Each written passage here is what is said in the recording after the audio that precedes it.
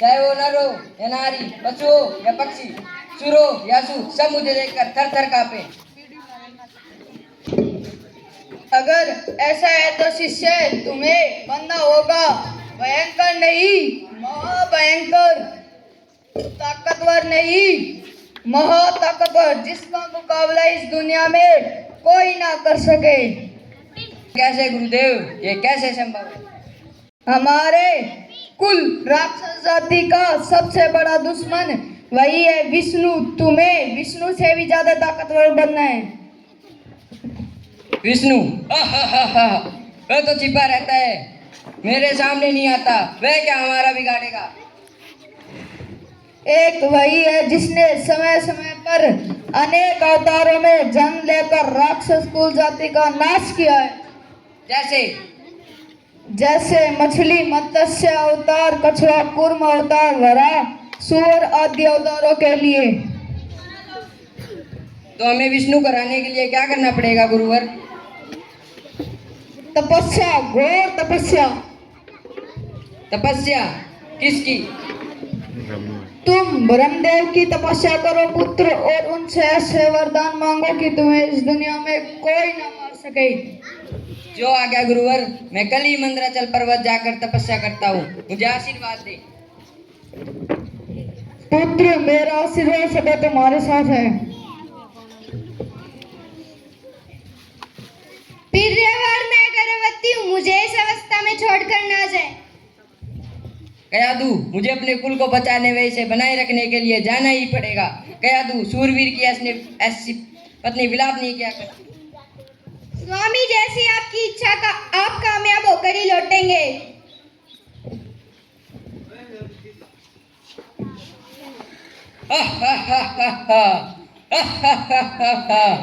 यह स्थान मेरी तपस्या के लिए उचित है।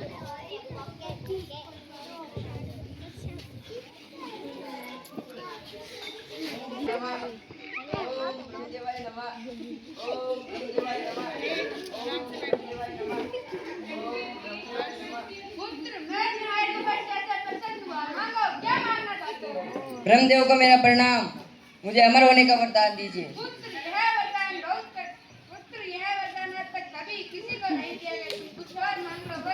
तो मुझे ऐसा वरदान दीजिए, मनुष्य, पशु या राक्षस मुझे ना मार सके। ना दिन में मरूं, न रात में, न अंदर मरूं, न बाहर, न आकाश में मरूं, न पृथ्वी पर मरूं, न अस्त्र से मरूं, न शस्त्र से।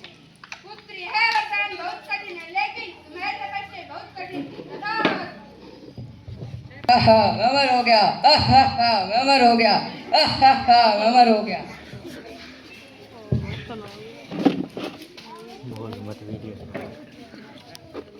आज मेरा तीनों लोगों पर राज्य स्थापित हो गया।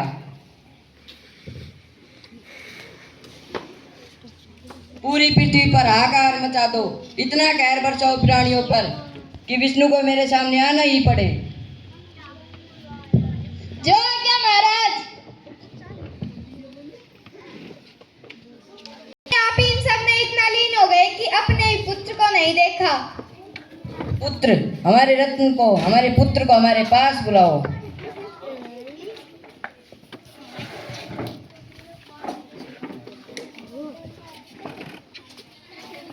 पुत्र,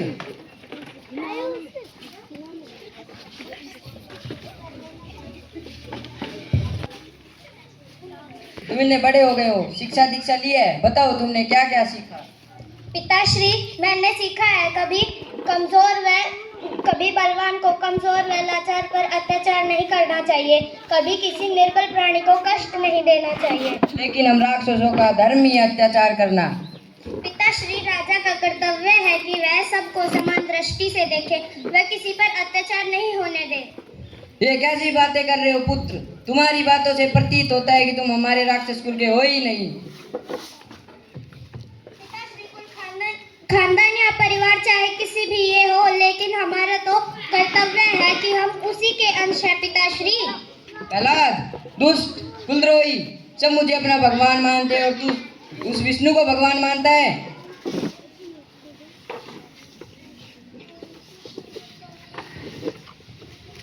तुम किसके अंश हो? श्री हरि विष्णु के। प्रहलाद, पापी, कुलद्रोही, सब मुझे अपना भगवान मानते हो, तू विष्णु को भगवान मानता है। दुष्ट सैनिकों, इसे बंदी बना लो और पहाड़ के ऊपर से नीचे फेंक कर मार डालो। ऐसा अनर्थ न करे। आज तक इतिहास में ऐसा कभी नहीं हुआ कि किसी भी पिता ने अपने पुत्र को मृत्यु दंड दिया हो।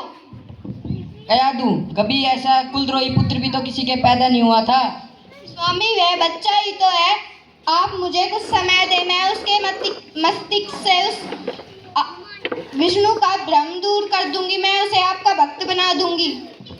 नहीं, अब ऐसा नहीं हो सकता, इसे मारना ही होगा।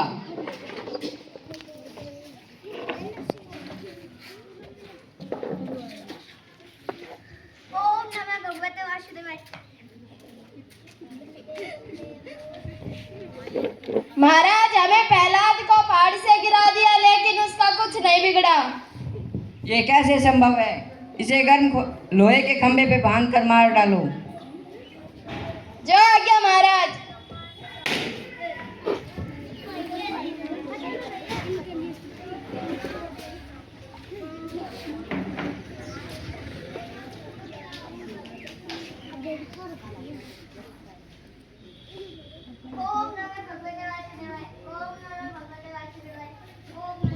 महाराज, आप भी कुछ नहीं हुआ। लगता है ये विष्णु की चाल है। अब मैं ऐसा हथियार लाऊंगा कि इससे कोई नहीं बचा पाएगा। वह क्या है महाराज? मेरी बहन होलिका, उसे एक वरदान में एक सोल प्राप्त है। जिस पर भी वह रहेगा उसका अग्नि कुछ नहीं बिगाड़ पाएगी। लकड़ियों का इंतजाम किया जाए और मेरी बहन होलिका को बुलावा भेज दिया जाए। जो आज्ञा महाराज। भ्राताश्री को होलिका का प्रणाम। कहो भ्राताश्री हिरण्यकश्यप मुझे कैसे याद किया? ऐसी क्या विपदा आ पड़ी है आप पर? बहन, प्रहलाद कुलद्रोही हो गया है। उसे अपनी गोद में बैठाकर अग्नि में बैठ जाओ और उसे भस्म कर दो। जो आज्ञा भ्राताश्री। ओम नमः भगवते वासुदेवाय।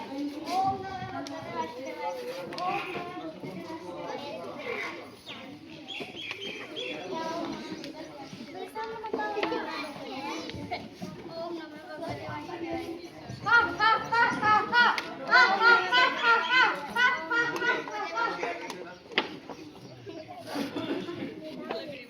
ओम नमः भैया मुझे बचाओ, मैं जल रही हूँ। भैया मुझे बचाओ, मैं जल रही हूँ। भैया मैं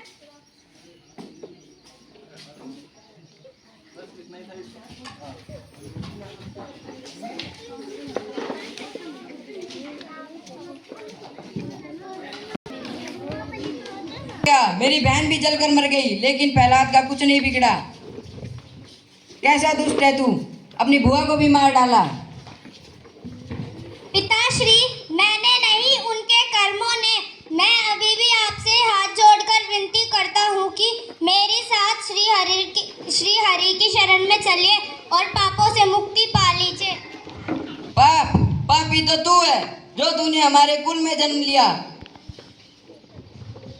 पिताश्री, मैं आपसे अभी भी विनती करता हूँ कि अहंकार छोड़िए और श्री हरि की शरण में चलिए। वह बहुत दयालु है, आपको माफ कर देंगे।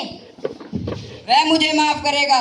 विष्णु एक भगोड़ा, एक बुलक, एक जो छुपा रहता है, मेरे सामने नहीं आता। पिताश्री, यह तो देखने का नजरिया है। श्री हरि तो कण कण में है, हर क्षण में है, हर वस्तु में है, सर्वव्यापी है। विष्णु कपटी, वो कण कण में है, तो वह इस खंबे में भी है। हाँ पिताश्री, वो हर जगह है। जो वस्तु आप देख रहे हैं वो हर वस्तु में है। जो वस्तु आपको दिखाई नहीं दे रही वह उस वस्तु में भी है। तो बुला तेरे विष्णु को। ओम नमः भगवते वासुदेवाय।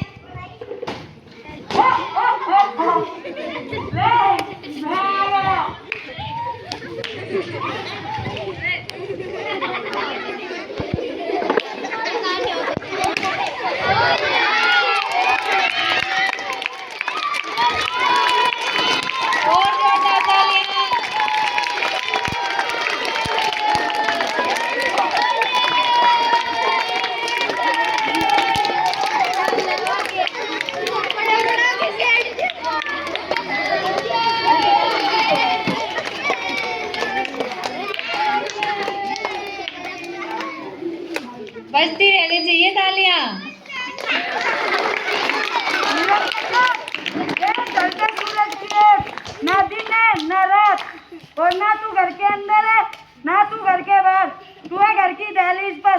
ना तू है आसमान में ना तू गोद में, तू है मेरी, ना तू आसमान में ना तू धरती पे, तू है मेरी गोद में। ये देख मेरे नक, ना ये अस्तर है ना ये शस्त्र। और रही मेरी बात, ना मैं नर हूँ ना ही मैं पशु, और मेरे इसी रूप में तेरे पर लोग